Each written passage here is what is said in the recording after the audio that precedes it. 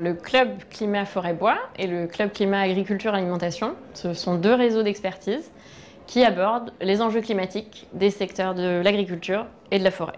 Ça a été créé en 2008 et en 2010 à l'initiative de l'Institut de l'économie pour le climat, en partenariat avec, pour la partie agricole, l'INRAE et les chambres d'agriculture, et pour la partie forestière, avec l'ONF, le CNPF, France Sylva, la Société forestière et l'ASFOR.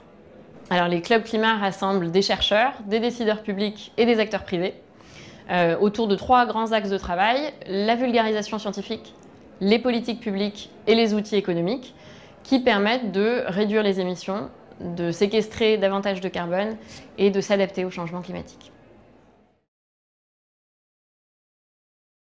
Le Club Climat nous apporte une vision sur l'ensemble des problématiques qui touchent le changement climatique.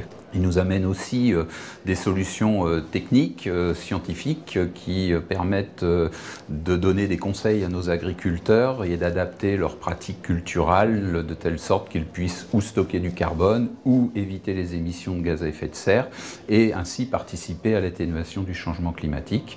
Et le club nous amène aussi toute une veille réglementaire, notamment sur les évolutions des politiques publiques à venir. Donc, comme mission au sein de la Société forestière de la Caisse des dépôts, c'est de valoriser les services écosystémiques des forêts. Le club me sert à décrypter l'information sur les marchés carbone internationaux, tant sur la nature des projets, la position des acteurs, l'offre et la demande. Et je me sers de cette information ensuite pour dialoguer avec les investisseurs de projets locaux, tant sur le signal prix que sur les notions d'acceptabilité et d'intégrité environnementale. De plus, le club nous parle d'initiatives européennes autres que le label bas carbone, mais similaires. Et c'est vraiment une source d'inspiration importante pour moi pour proposer des solutions innovantes aux acteurs en France. Nous partageons finalement tous le même objectif, que les entreprises s'intéressent à la forêt française et s'y impliquent. Le fait de rentrer dans le Club Climat, ça nous a permis de rencontrer un grand nombre d'acteurs, des experts, des acteurs autour de l'économie du carbone. On a pu travailler sur la biodiversité, on travaillait à l'époque sur un projet carbocage et l'ensemble de ces échanges nous ont permis de conforter le projet, de le renforcer sur un plan méthodologique et sur un plan d'expertise. Et finalement, ça a donné lieu à la méthode et du label bas carbone qui est maintenant approuvé par le ministère. Pour des chercheurs comme moi, participer au club, ça nous permet de diffuser nos résultats de recherche auprès des professionnels des filières. Tout en apportant des connaissances, nous prenons le pouls du monde socio-économique et nous restons informés des principaux enjeux opérationnels du moment. L'objectif du Crédit Agricole en tant que banque sur le sujet du carbone est tout d'abord d'être un acteur facilitateur, tiers de confiance dans la vente et l'achat de crédit carbone.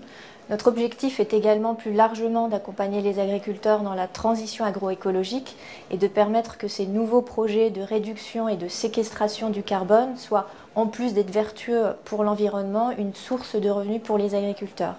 Il nous est indispensable de nous appuyer sur l'expertise des experts, donc I4CE, de participer au Club Climat pour nous aider à réaliser nos objectifs. Le point de départ pour nous, ça a été un besoin de plusieurs membres du Club Climat Forêt Bois qui était d'arriver à la création d'un standard de compensation carbone. Nous, CNPF, on travaillait sur la valorisation du carbone par les forêts, mais on n'avait pas la compétence carbone.